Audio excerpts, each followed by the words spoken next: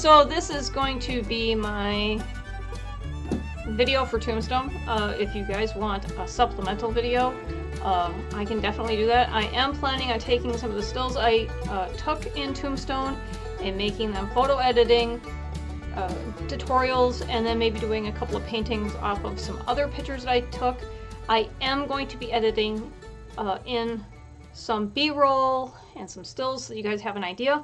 But basically, you're getting this shot because I kind of want to walk you through visually what I went through. And just in case you see me looking off over there, it's because that's where my notes are. And so normally you don't see me with my notes, and then you get a lot of this, so we're trying to avoid that. Okay, so I have been a history buff for a really long time. It's one of those things that I was allowed to do as a kid because it was almost academic, whatever. But I've also been a really big kind of supernatural kind of theme.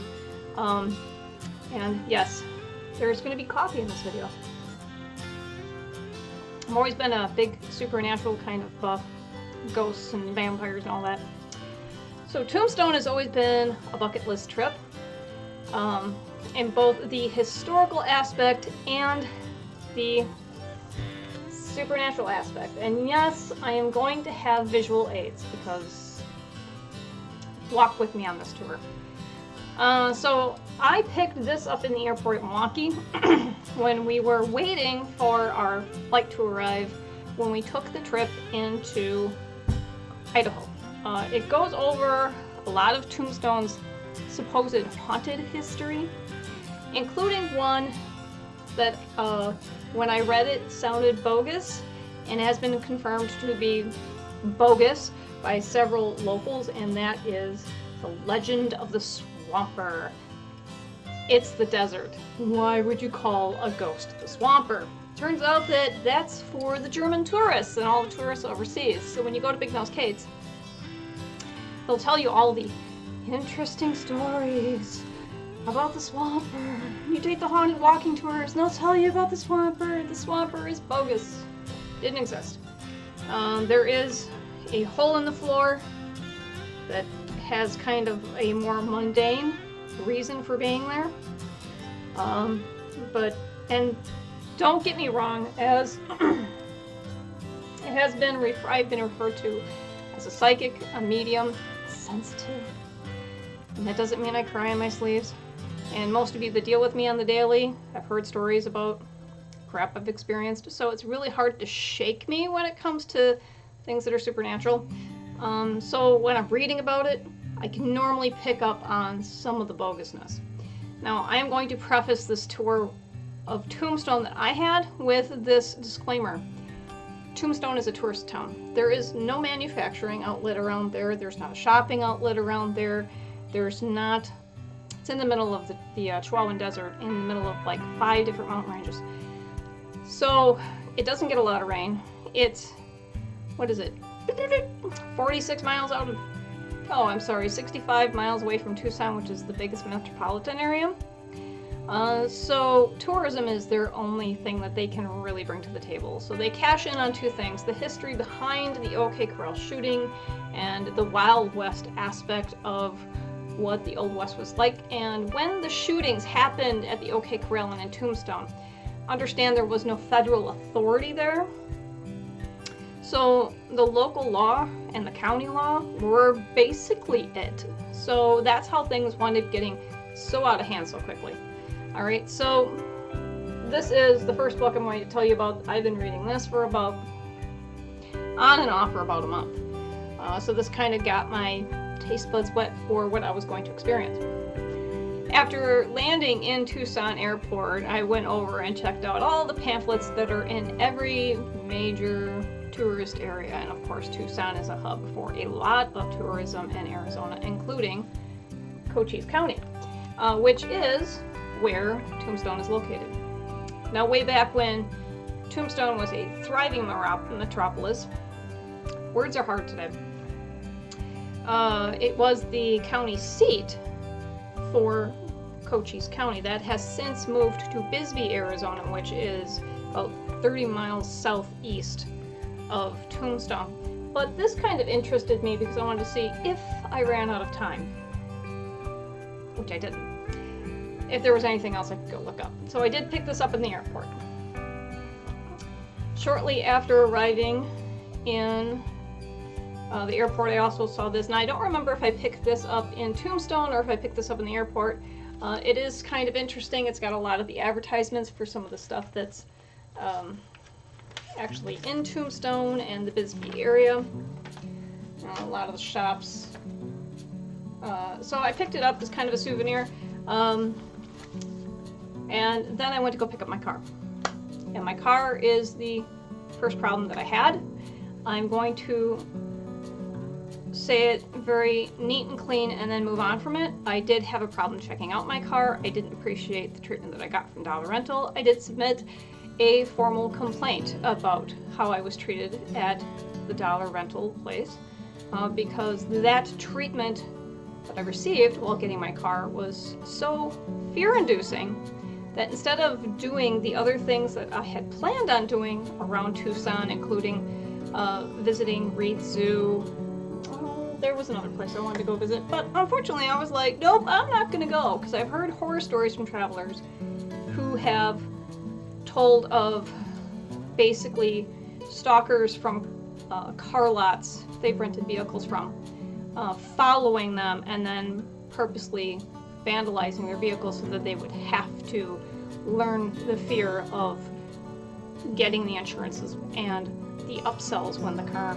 rental places get them. So needless to say, when I left the Dollar Rental place, I was so paranoid, I just, as they say, got the fuck out of Dodge, and I headed on my way. So we'll go over to our screen here. So this is the route that I took.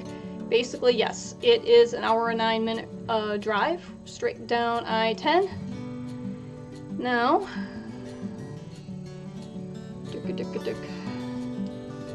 where is it? Alright, so you head down I-10 to Mescal. Now this becomes the first thing that I really wanted to do after I booked my tour and found out they only do weekend tours, and that was the Mescal movie set lot. This is actually where they filmed Tombstone and like 80 other movies, including The Gambler. They filmed Young Riders there. They filmed, let's see, Maverick there, and that's the one with Mel Gibson. Little House on the Prairie episodes. I think it's Young Guns 2 that they filmed there. There's a whole list on the back of this of movies that they filmed at this lot. And I've heard two stories. I've heard from the movie set that they have filming going on next month and they're setting the set for another filming. I've also heard that the movie lot is not kept up and it's kind of derelict and they basically use it for tours. I couldn't take a tour of it. I was kind of hoping that Mark could get me in on a tour that Wednesday. That didn't happen, but to be noted, once you're heading out of Tucson on I-80, or I'm sorry, on I-10, going to Tombstone before you hit Benson, you will go past the road for the Mescal movie lot. So once you come into Benson proper, which is where this really big bend in the road is, I-10 is going to keep heading east into New Mexico, and you're going to pick up 80 south. So this is State Highway 80. You're going to go through St. David. This is like nice, easy driving through the Chihuahuan Desert. It's pretty good. There is this thing right here, and when you're coming upon it, I've never driven in the desert, so I just thought it was a police checkpoint. It's not. It's a U.S. Border Patrol checkpoint. That I got checked at on the way back. So if you're driving into Tombstone, understand you do have to stop on the way back to Tucson at that Border Patrol checkpoint. So on your way back, you might want to keep your ID in the front seat or in your wallet or somewhere where you can easily access it. I had mine in the back of the car. Alright, so let's zoom in here. So there's some important points that I wanted to bring into. First one is over here where you see the Tombstone Monument Guest Ranch. Now, originally when I had looked to booking a couple of days in Tombstone, this was several years ago, I looked at booking there, and bookings can be anywhere from $113 a night with nothing included to, I think it was upwards of $330 a night, everything including horseback rides. Alright, so let's go down the road a little bit. Now I stayed at the Tombstone Grand, which is right here, right off I-80. Well, I shouldn't say I-80, Highway 80. They were courteous enough to let me check in almost 2 hours early, because like as I said, I wanted to go do some stuff in Tombstone, so I wasn't checking in early, but that didn't happen. Now there's something I want to point out to you while we're looking at this map going into Tombstone, and that is the fact that I-80 comes right into downtown Tombstone and then heads straight through Tombstone. Now I'm gonna back out of this just a little bit so you can understand this, because this is really important if you're looking for a historical sense. The fact that State Highway 80 goes straight through Tombstone and onto Benson means that the events of the OK Corral, while a footnote in history, the Highway Department did not decide to move Highway 80 over a gunfight. Gunfights were really, really common then. And so the other reason that I'm pointing this out is that, let me go right past here, you're going to notice that I-80 right here is also East Fremont Street. And this becomes, location-wise, very important. So drop my books off at the Tombstone Grand. And yes, I got my 10-year-old nerd on, and I was geeking out at some things that most locals would just be like, okay, it's a cactus, it's a roadrunner. So I just got into Tombstone. I'm not in historic Tombstone, I'm just on the outskirts, but I am at the Tombstone Grand Hotel. And in the back is the mountain range. I'm really psyched because the minute I got into Cochise County, man, I was hooting and howling, and I listened to the Eagles at full blast all the way in until I had to stop and realize that my side mirror was not at an angle I could use it at, and I had to get out and start it all over again. Most of you guys know this is my standard riding hat, and this is my everyday winter jacket. And I've already gotten mistaken for somebody who works here. Okay. This is going to be a fun weekend where I'm not going to be reenacting, but somebody's going to think I'm reenacting. Because that's just my style. Woo! Oh, and I don't have any of my camera gear with me because I kind of skipped lunch. And I'm going to go down to Tombstone, check it out.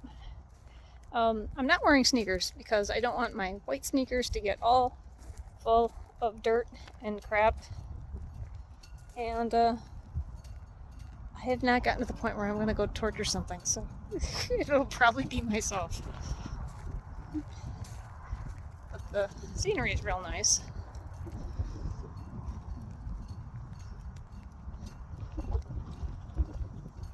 Steep slope, not safe for children to play. Do want to get something to eat. So it'll probably either be Big Nose Kate's or the Oriental Saloon. My brain just goes bonkers. I think, like, hey, you know what? We're gonna go eat at the Oriental. My brain cannot process that. Ew. That was a Band-Aid stuck to my butt. My boot. I'm literally just walking around for the sake of walking around. Alright, I'm not walking around for the sake of walking around. I want to go see how this is like. Oh, by the way, there's Joshua trees out here. And that is still one of my very favorite albums growing up. And when I saw one, I cheered. There's been a lot of cheering. This has been a long time coming.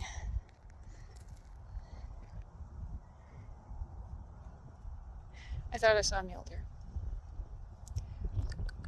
Nope. I should probably be careful, not because of rattlesnakes or anything, but because I don't know how much of this is theirs. want to get in trouble.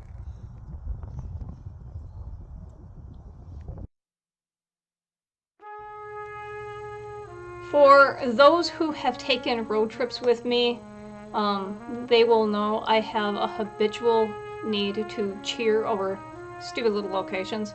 When we went on the road trip between Washington State and Idaho State, I cheered when we crossed the state line. It's just a stupid little thing. Even if I drive to Illinois, if I go to Gurney Mills, I will still cheer when we go over the state line. I will cheer when I go over any state line. So in this case, since I wasn't crossing state lines, I was crossing a county line. I did to cheer when I crossed into Cochise County. When I was a kid, there was 3 counties that I personally felt I needed to know growing up. One was Ozaukee County, which is the county I grew up in. One was Lincoln County, New Mexico, which was the home of the Lincoln County Cattle Wars, which is where you've learned the legend of Billy the Kid. And the other one is Cochise County, which is where the infamous gunfight at the OK Corral took place. So by 3 o'clock, I have checked into my hotel room. I have changed my clothes, and that is another traveling tip I would give you guys going into Arizona, that if you're going to do any walking in any kind of dirt environment, reminder, Arizona's a desert state. These puppies are not going to stay clean. So if you have city shoes and then you have like hiking boots, or in my case I have hiking boots and riding boots, bro, all 3 of those came with me, and I'm really glad they did, because my hiking boots, which I wore in town, and my riding boots both came back so dirty. I am so glad that I packed bags for those, because they would have had everything in my luggage filthy. Also, I'm going to say that headgear is a must. You don't necessarily have to wear a baseball cap. You could wear a cowboy hat. I wore my dungaree and my duster. I wore my duster for riding, and I wore my winter coat when I was in town.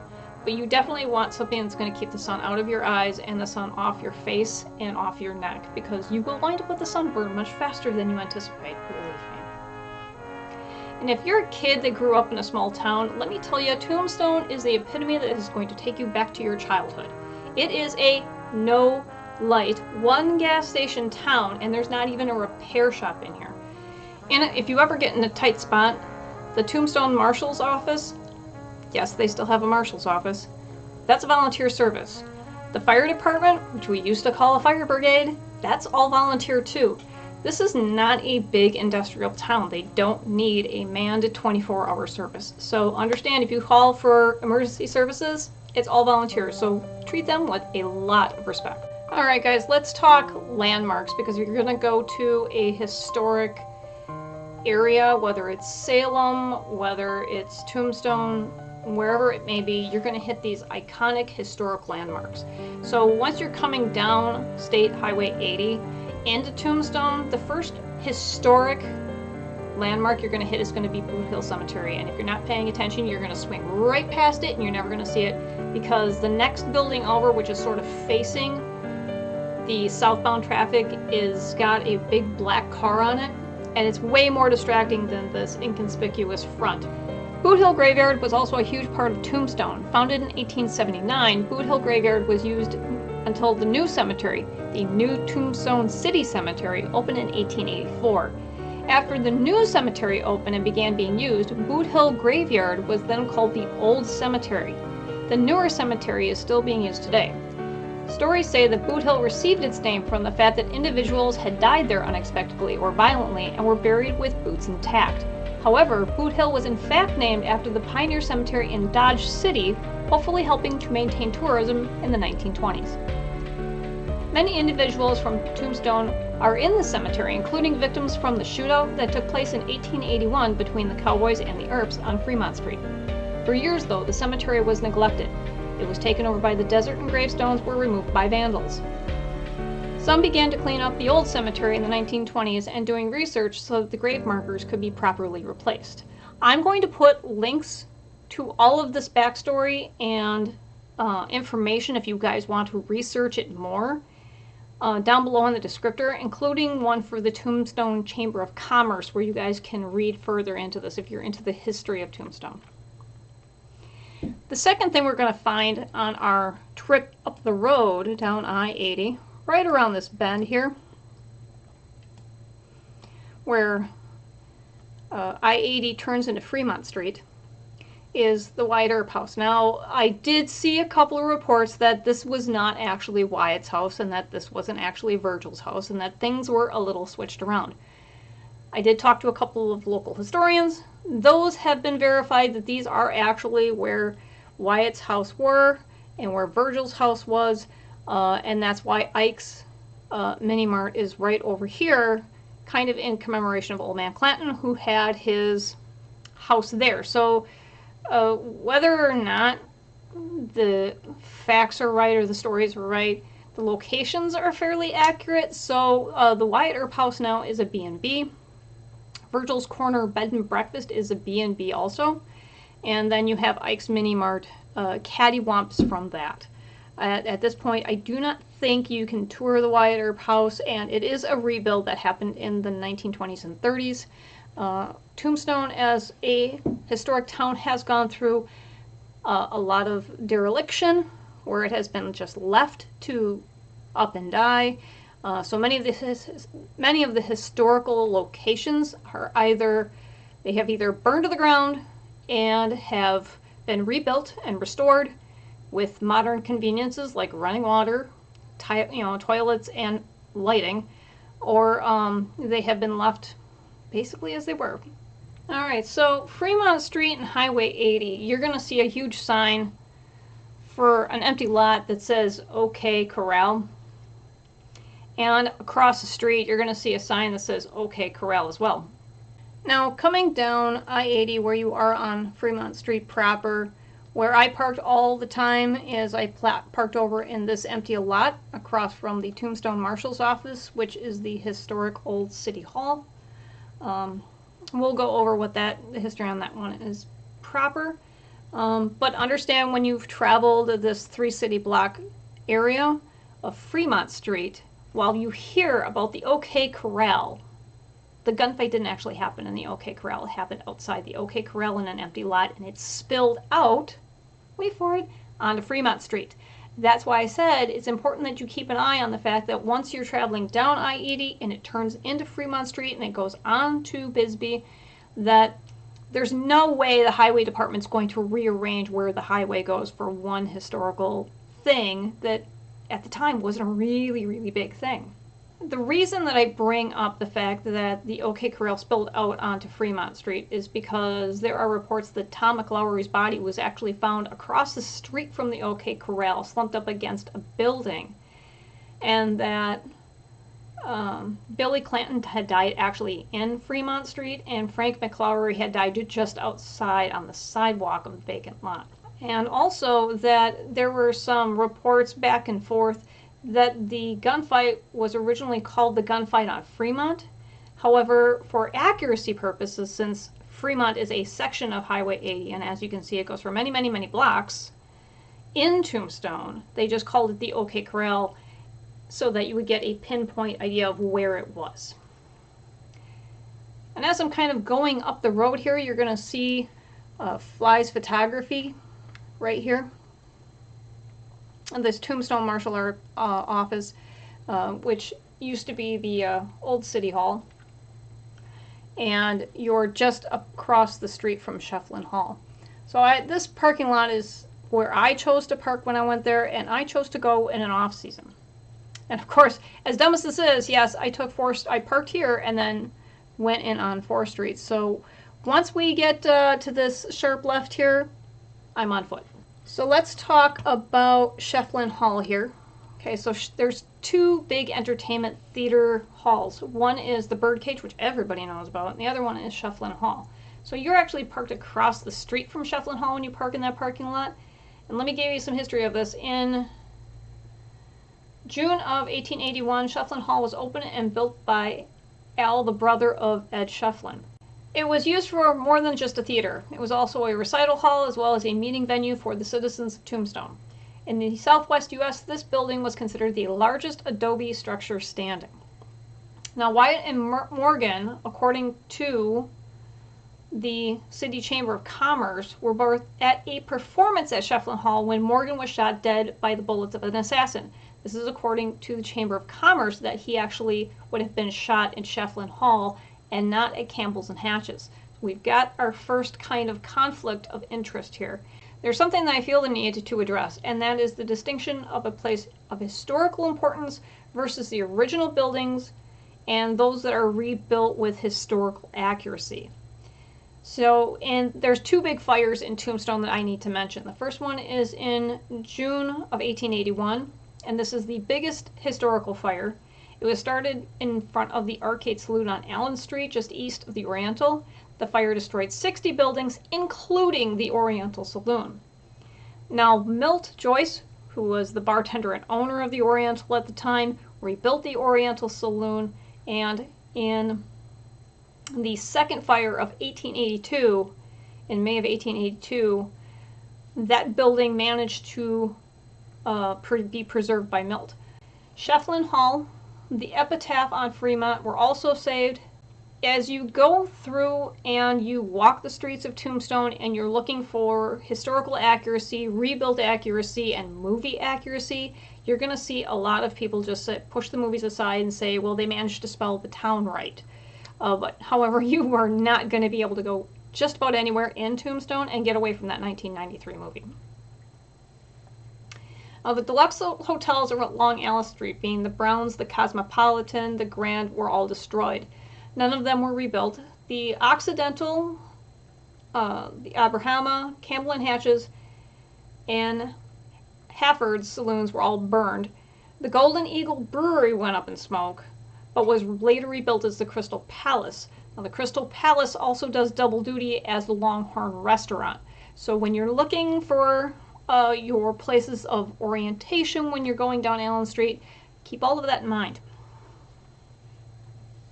The city recorder's office fell in flames, and that is now where the historic City Hall now stands. So your city recorder, City Hall, same place. It's across the street from the parking lot, next to Fly's Photography, and by the signs for the OK Corral as you're going down Fremont. Now, let's talk movies versus reality, because once you go to Mescal, you're going to understand there's a huge difference between movies and reality. First one is, they did get this right. The Oriental is across the street from the Crystal Palace, so that one was right. Campbell and Hatch's, however, is almost a block up the street from the Oriental Saloon. Let me move the map here so you can actually see where everything is here. Okay, so the Oriental Saloon is right here. I think I need to back out just a little bit because I don't have all of Allen Street. There we go. Okay. Oop. Okay, here we go. So let's talk location, location, location.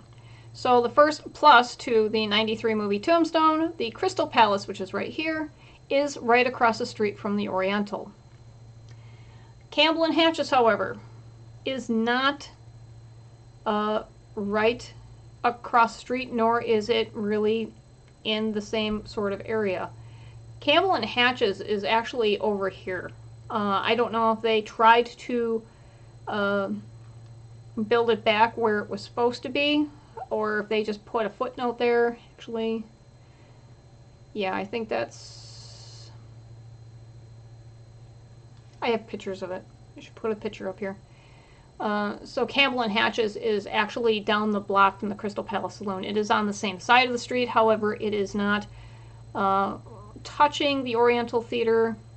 It is, you know, closer to the OK Corral than it is the Oriental Saloon.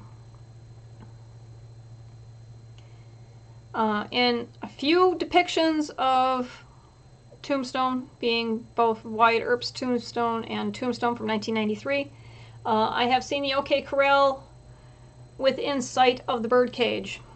The OK Corral and the Historama is over here.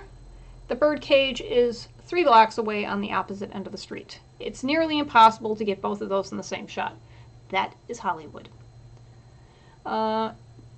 Going and zooming back out, because this is something that somebody pointed out, and so I'll just eat up on this one.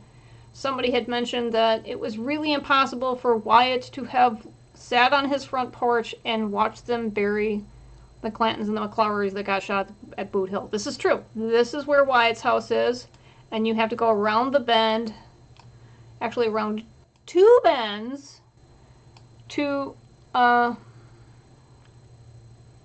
get anywhere near Boot Hill Cemetery. Okay, so no, Wyatt could not have sat on the porch with Morgan and been within eyeshot of Boot Hill Cemetery. That's almost 3 blocks away, if not 4. It's around 2 bends. Let's go down this way. Go back down on Allen Street. Off on the Birdcage Saloon, there is, do you know, placards that, yes, Curly Bill Brocious did shoot Fred White out on Allen Street. That placard is there honoring that event. However, historically inaccurate to movies. The Birdcage didn't exist at the point where that event took place. So when you see that and you see the Birdcage in the background, that is movies. The Birdcage did not exist until 1882.